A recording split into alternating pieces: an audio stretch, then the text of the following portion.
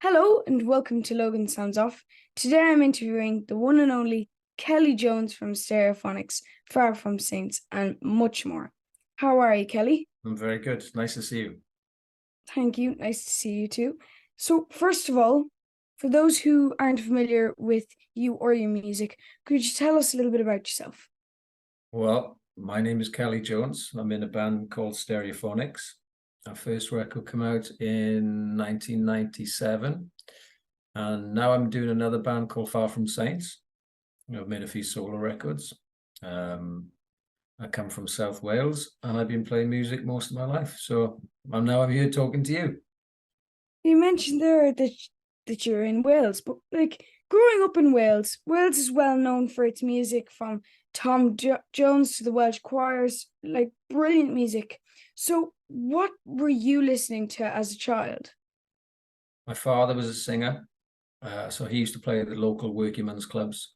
So I'd follow him around a lot. And when I was about 12, I was 11, started a band, and I did my first gigs when I was 12, playing in the working men's clubs. And I guess I was listening to a lot of my brothers' record collections. My older brothers were listening to the Eagles, Bruce Springsteen and Neil Young and Bob Dylan and lots of records like that. My dad was listening to like Stevie Wonder stuff, and I was listening to lots of AC/DC and kind of more rock and roll sort of things. So yeah, kind of inspired by all the older people around me, really.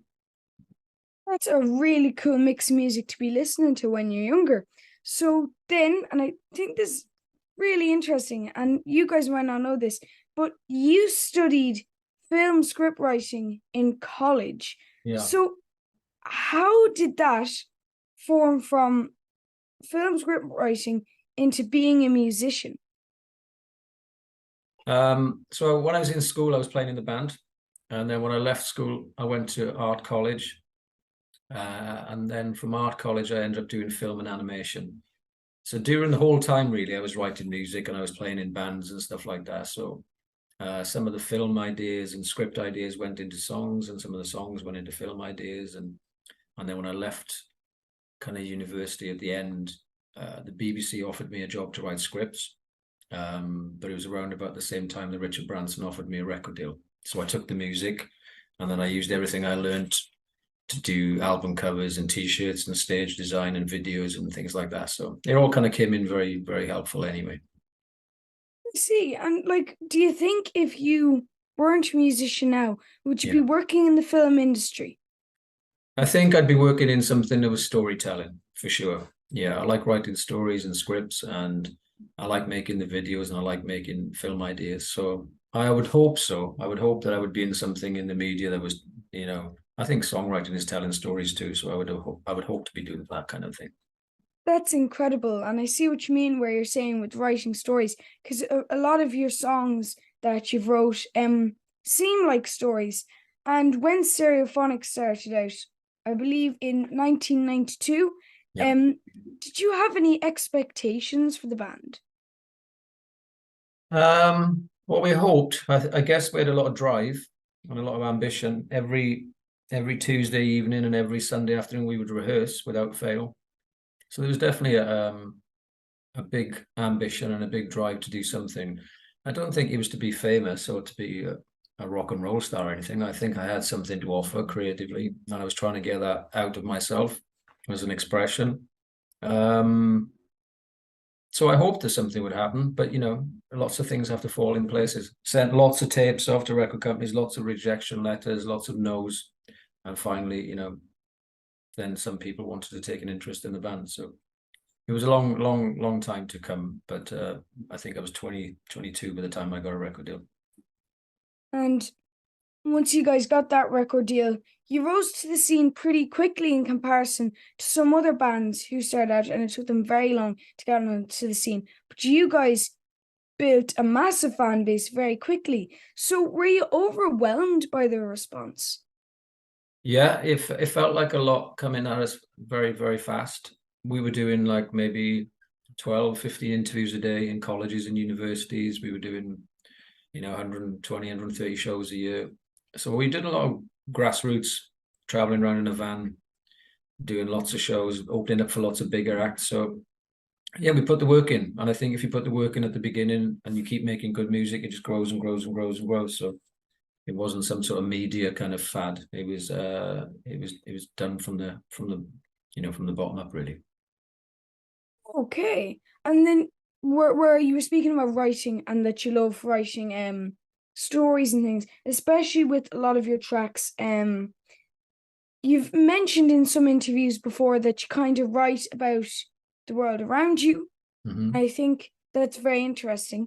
But what I wanted to ask was that is it sometimes hard is it difficult to put what's around you into a song ever?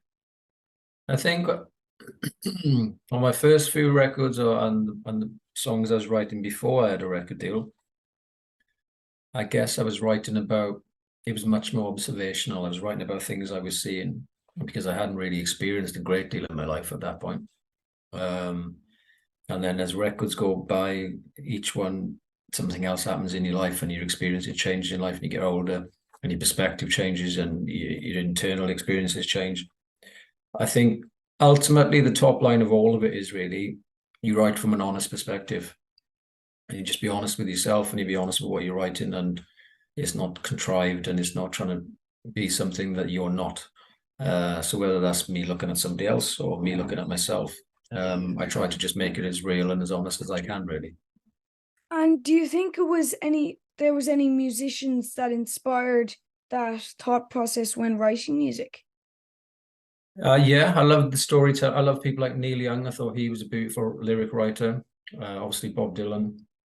There was a guy in a band from Canada called the Tragically Hip. There was a lyric writer in that band called Gordon Downey. He was very inspirational. But I also love Roald Dahl, and I also loved Billy Connolly. I thought he was a great storyteller, and I also love John Sullivan, who wrote all the Only Fools and Horses kind of series. So there was other writers that I was inspired by the way that they would capture an audience's attention with character and twists. So those kind of writers inspired me too. Okay. And now with Stereophonics and also now with Far From Saints, your debut album with the band just came out, and we'll speak about that a bit later. But what I wanted to ask regarding that is, how do you feel writing with others?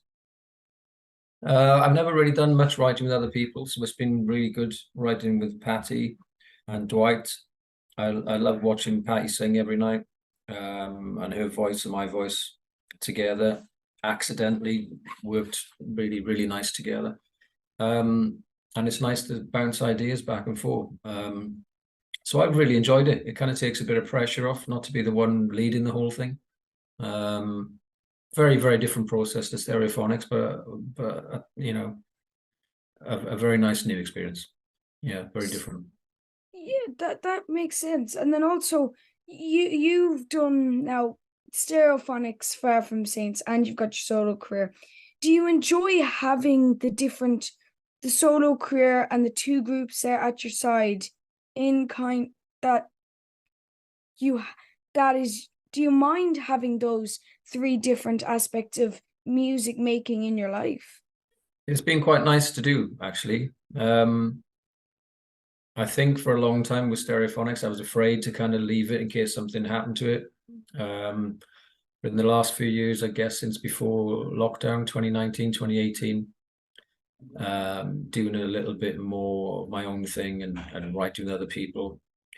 All that does really is it ignites the fire for the Stereophonics thing anyway, because it makes things fresh and it makes things, as long as I feel like I'm growing and moving forward and I'm not kind of stuck in one spot, I like it. So it's been really nice the last couple of years having the ability to be able to bounce from project to project and keep doing different things, because it keeps things very fresh. So I like that, yeah. That's really cool. And now I'm going to quickly touch on your solo career. That you started your first record as a solo artist. You released in 2007. Yeah. But why did you decide in the first place to pursue a career as a solo artist? At that time on the record, only the names have been changed. That was mainly done because the record company had been sold, and I was in between we didn't know what was going on, and I had some songs, and I made that record, and it was kind of very, very loose release, but it was kind of cool. And then I did a tour for it, and it was nice to go on stage with like a string quartet, and that was very different from a big rock and roll band behind me. So it's kind of, again, it's just feeling different experiences from different musicians and different people. So yeah, it was a good thing to try. Super. Like, I can't believe how much you've done. That you've sang yourself as a solo artist. You've co-sang now with Patricia Lynn in Far From the Saints, Yeah, which is a brilliant album, by the way. thank If you you. guys haven't heard the album, definitely check it out on whichever streaming service that you use. But and you've also been a lead singer with Stereophonics. So, what are the dynamics like with those three different types of singing?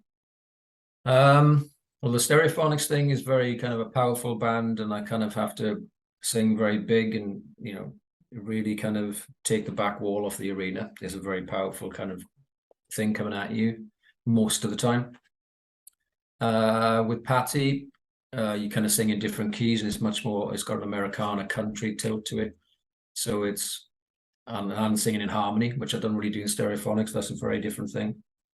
And the solo thing, I guess, I'm playing piano and I'm playing ukuleles and guitars, so it's much more addressing the audience, so I can actually tell stories in between the songs and things like that. So I guess that's much more of a kind of storytelling evening with kind of environment. So they're all very different, actually. Yeah. Wow, like I expected them to be at least a bit different, but no, you've explained that perfectly and given a really brilliant insight. Thank you. And we were we were just talking about all that you've done, and you've released tons of records. And which do you feel yourself was the hardest record to do? Um, well, I think records, the Far From the Saints thing was pretty easy. That was, well, I say easy, it wasn't easy, but it came about very naturally, I think is the best way. We've done it in 9 days. It was very, very, very fast moving. And so was the last few Stereophonics records, really. I've made a new solo record which comes out next year. That was about 6 days. So of late, the last few years, the records are becoming very, very much more natural and easier to make. Maybe because of the songs, I don't know. Maybe because of the environment, I'm not quite sure. But there have been some Stereophonics that have took longer and took quite a while to get right, or trying to find the challenges behind what those records are. But none really come to mind which were really problematic, but they're just all very different experiences, really. I see. And now, obviously, you've shown that you have a lot of experience in the music industry. So, what tips would you give to young musicians who are struggling to put records out on streaming services or into record stores? From a songwriting point of view, I would say write what you know, write from the heart, be honest. Don't try to be something that you're not. As hard as that may be, sometimes it's harder to be yourself than it is to try to be somebody else. Streaming wise and things like that, it's very hard. I think there's a lot of that. Things like 4,000 uploads a day or something. So it's very hard to be lost. You're kind of a needle in a haystack. So it's not easy for younger artists to be established, but try to find people you can play in front of, play live as much as you can, because that experience, you can't buy that experience. You will go on stage and you will fall down and you will perform badly and you will feel like you're dying up there, but you have to keep going up there and doing it. And that's the best way to learn, really, because you know what you're doing wrong. Until you do it in front of somebody else, you don't really know what's right or what's wrong. They're incredible tips. And then before we go, because Yeah. I think this would be a very interesting question, is what are you listening to at the moment? What am I listening to at the moment? What was I listening to yesterday? I was listening to a Neil Young record. I was listening to some audiobooks. I was listening to an old Smashing Pumpkins record. It's kind of random. In the dressing room, we had on some Miles Davis. It's different things every day, really. Lots of new bands as well. Sam Fender record was on yesterday. Yeah, lots of different things. Now this is me being total grunge nerd here. Which Smashing Pumpkins record was it? I was listening to 1979. The song came on the playlist. Yeah, That's brilliant album. I have it on CD. It's I actually like the Almador. That's one of my favorite ones. Yeah, yeah. yeah. Well, thank you so much, Kelly. It's been brilliant to chat to you. Likewise.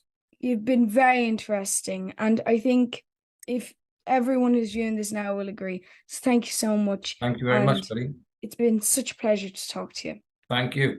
And good luck with it. You're doing a fantastic job.